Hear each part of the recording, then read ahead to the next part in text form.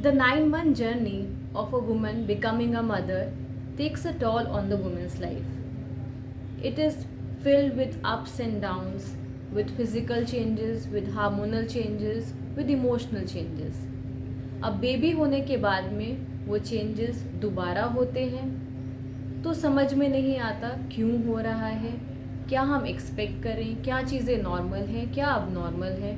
क्योंकि बहुत सारे वीडियोस हमें यूट्यूब पे तो मिल जाएंगे कि डिलीवरी कैसे होती है, सिजेरियन कैसे होता है, पर डिलीवरी और सिजेरियन के बाद क्या होता है वो कोई नहीं बताता। Hello everyone, this is doctor Shweta Chaudhary and I am a practising obstetrician and gynaecologist in Ghaziabad.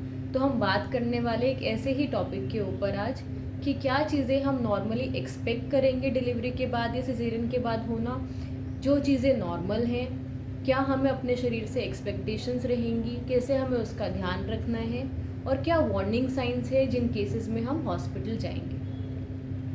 तो पहला चेंज जो हमारे शरीर में आता है वो है हमारा यूट्रस का साइज़। अब बेबी होने के बाद में क्या होता है, 15 to 20 मिनट्स के अंदर एक बड़ा सा ऑर्गन होता है प्लासेंटा, है ना, जिससे बेबी अटैच्ड होता है यूट्रस के अंदर। इट वेज अराउंड रफली 500 ग्राम, तो वो भी बाहर आ जाता है। वो बाहर आने के बाद में जो यूट्रस बड़े साइज़ का था अब वो कॉन्ट्रैक्ट होने लग जाएगा। तो जब हम अपने पेट को टच करते हैं हमें अपना पेट लगता है काफ़ी हार्ड सेंटर पॉइंट से, तो वो हार्डनिंग क्या है, वहाँ पे हमारा यूट्रस है। अब यूट्रस क्या है, वो टाइम टू टाइम कॉन्ट्रैक्ट करेगा, यानी वो श्रिंक होएगा और उसमें छोटे छोटे कॉन्ट्रैक्शंस आएंगे। इसको बोलते हैं हम आफ्टर पेन, जो हम डिलीवरी या सिजेरियन के बाद में एक्सपेक्ट करते हैं कि मैम थोड़ा थोड़ा ना दर्द हो रहा है, खिंचाव लग रहा है पेट में नीचे की तरफ में। ये नॉर्मल है। क्यों नॉर्मल है? क्योंकि यूट्रस को बड़े साइज़ से छोटे साइज़ का होना है, अपनी सही जगह पे आना है। सही जगह पे आएगा तो ब्लीडिंग क्या है, कम होगी। तो ये पेन होना अच्छा पेन है, तो हम इससे परेशान नहीं होंगे। दूसरा चीज़ जो हम एक्सपेक्ट करेंगे कि ब्लीडिंग होगा, हमें ब्लीडिंग कितना होगा, पीरियड से थोड़ा ज़्यादा होगा, थोड़े दिन वो ब्लीडिंग चलेगा और उसके बाद में वो ब्लीडिंग का colour over the time change होता रहेगा। पहले वो रेडिश होगा, रेडिश के साथ में फिर थोड़ा मिकॉइड बन जाएगा, फिर कलर चेंज होते होते बंद हो जाएगा। तो ये कब तक हमें रहने वाला है, ये हमें 4 वीक्स तक रहने वाले हैं। इसको हम बोलते हैं लोकिया। तो जब ये भी हमें हो रहा है तो ये भी हमारे अच्छे के लिए है, क्योंकि जो एंडोमेट्रियम लाइनिंग है वो बढ़ गई थी बच्चे को सपोर्ट करने के लिए। अब जब बच्चा बाहर आ गया है तो वो लाइनिंग को भी झड़ करके बाहर जाना है आपके शरीर से। तो ये होना भी नॉर्मल है, इसमें भी कोई घबराना नहीं है। ये ब्लीडिंग कभी बढ़ सकती है, किन चीज़ों में बढ़ सकती है, जब हम वॉशरूम करने के लिए जा रहे हैं या हम मोशन के लिए प्रेशर लगा रहे हैं या थोड़ा वॉक कर रहे हैं, एक्सर्ट कर रहे हैं, तो कभी कभार ऐसा हो सकता है कि नहीं ब्लीडिंग थोड़ा सा ज़्यादा हो गया, पूरे दिन तो मुझे कोई ब्लीडिंग नहीं था। This is also normal thing, क्योंकि वो यूट्रस के अंदर इकट्ठा हो जाता है, जब थोड़ा एक्टिविटी करते हैं आप तो वो निकल जाता है, तो उसमें भी कोई घबराने की बात नहीं है। अगला चेंज जो हम एक्सपेक्ट करेंगे कि हम बेबी को ब्रेस्ट फीड करा रहे हैं और हमें दर्द हो रहा है। अब वो दर्द ब्रेस्ट में भी हो सकता है, कई बार ब्रेस्ट फीडिंग कराने की वजह से यूट्रस में भी कॉन्ट्रैक्शंस आते हैं। क्यों आते हैं? क्योंकि ब्रेस्ट फीडिंग के साथ में निकलता है एक हार्मोन ऑक्सीटोसिन। ऑक्सीटोसिन क्या करता है, यूट्रस को कॉन्ट्रैक्ट करता है। अब कॉन्ट्रैक्ट करना हमने पहले ही बताया था अच्छा है, तो वो भी क्या है, ब्रेस्ट फीडिंग से जो यूट्रस में कॉन्ट्रैक्शंस हो रही है दैट इज़ ऑल्सो गुड। तो ब्रेस्ट फीडिंग कराना भी इज़ अ गुड थिंग, क्योंकि वो आपके यूट्रस को वापस से नॉर्मल जगह पे लाने में हेल्प कर रहा है। तो इससे भी हमें नहीं घबराना है, हमने बच्चे को अटैच करना है। वो आफ्टर पेन धीरे धीरे ठीक हो जाएंगे, किसी को 1 से 2 दिन लग सकते हैं वो पेन ठीक होने के अंदर। अगला चेंज जो हम एक्सपेक्ट करेंगे अपने शरीर में वो है कि हमें थोड़ा सा नमनेस रहेगा। नमनेस कहाँ पे, अगर हमारा नॉर्मल डिलीवरी हुआ है तो डॉक्टर एक कट देते हैं between the at the perineum region, वहाँ पे हमें पेन लग सकता है। अगर सिजेरियन हुआ है तो स्टिच लाइन पे पेन लग सकता है। अब पेरिनियम के पेन के लिए क्या करना है आपने, अब जब भी वॉशरूम जा रहे हैं तो वॉशरूम जाने के बाद में नीचे के एरिया को आप वॉश कर लेंगे। कई बार हम वार्म वाटर से वॉश करेंगे तो जो वहाँ का स्वेलिंग है, पेन है, वो ठीक हो जाएगा। एक डॉक्टर हमें ऑइंटमेंट देते हैं लगाने के लिए, वो वहाँ पे लगा लेंगे।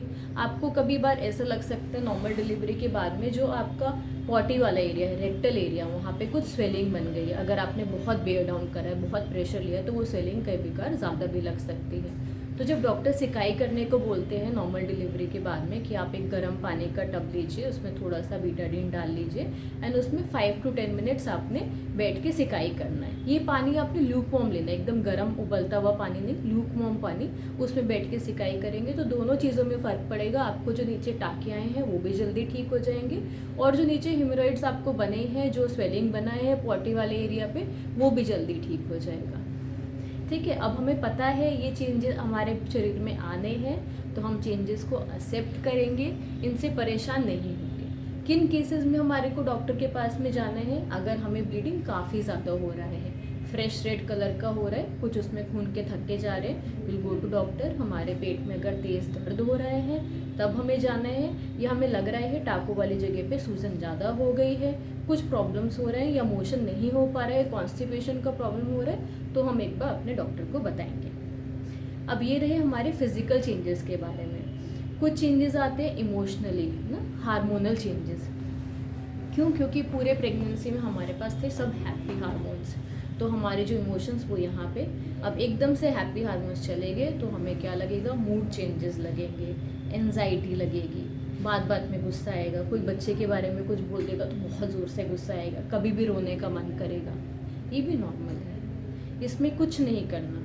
कुछ परेशान नहीं होना आपके साथ क्यों हो रहा है, आप बच्चे को अच्छे से प्यार क्यों नहीं कर पा रहे हो, आपको क्यों उतना अच्छा बॉन्डिंग नहीं बन पा रहा है, या हर चीज़ में गुस्सा क्यों आ रहा है। तो ये सब चीज़ें भी नॉर्मल है, इनसे कोई घबराने की बात नहीं है। जैसे जैसे हार्मोन रिलीज़ होंगे बच्चे के साथ आप बॉन्ड करोगे, हैप्पी हार्मोन वापस से आएंगे शरीर के अंदर, जिनको हम बोलते हैं ऑक्सीटोसिन, और वो हेल्प करेगा आपको फिर से नॉर्मल होने के लिए। ठीक है, तो ये हार्मोनल चेंजेस भी होते हैं, नॉर्मल एक्सपेक्टेशन से ऐसे होना, थोड़े टाइम के लिए रहते हैं। ऐसा नहीं है कि आपको कोई डिप्रेशन हो गया, इनको हम बेबी ब्लूज बोलते हैं, ये काफ़ी कॉमन है। अपने आप टाइम दीजिए अपने शरीर को रिकवर होने के लिए, अच्छे से रेस्ट करिए, प्रॉपर स्लीप लीजिए, ये सिम्टम्स भी अपने आप चले जाएंगे, बस आपको थोड़ा सा समय देना है। अगला जो हमें लगता है कि बहुत कॉमनली पूछते हैं पेशेंट कि मैम बाथरूम हमें बहुत जल्दी आ रहा है, या बाथरूम का प्रेशर पता नहीं लग रहा है, या बाथरूम कपड़ों में निकल जा रहा है। These are the urinary symptoms जो होते हैं। अब क्यों हो रहे हैं? क्योंकि नॉर्मल डिलीवरी में कई बार हम प्रेशर लगाते हैं, तो जो प्रेशर की वजह से हमारा ब्लैडर के ऊपर थोड़ी इंजरी हो जाती है ना, उसकी वजह से। प्लस अगर हमारा सिजेरियन हुआ है तो सिजेरियन में एक पेशाब का नलकी डालते हैं, उसकी वजह से ऐसा प्रॉब्लम होता है कि हमें यूरिनरी इनकॉन्टिनेंस या प्रेशर का पता नहीं लगता।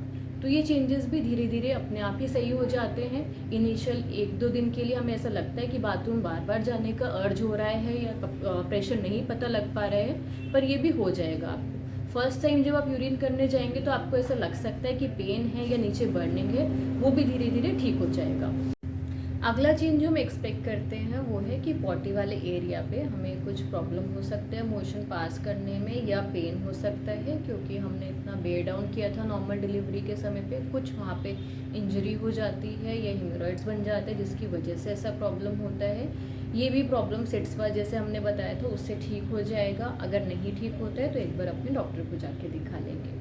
कुछ चेंजेस हमारे स्किन में भी आते हैं, कई बार एक्ने हो जाते हैं पोस्ट डिलीवरी, कई बार स्किन में कुछ कलर चेंजेस हो जाते हैं, डार्कनिंग हो जाता है। These are also normal. जो अब्डोमेन पे आपके स्टिच मार्क्स आए हैं, जो आपको ब्लैक लाइन्स आए हैं सेंटर में, वो सब भी ठीक हो जाएंगे। बस थोड़ा सा टाइम देना पड़ेगा आपको बॉडी को। थोड़ा टाइम लगता है पोस्टमार्टम रिकवरी में, पर अगर हमें पता है क्या चीज़ें नॉर्मल है तो शायद हमारा जो फेज़ है वो थोड़ा स्मूथ हो जाए, जर्नी जो है वो थोड़ी स्मूथ हो जाए और बेबी के साथ हम बॉन्ड कर पाएँ।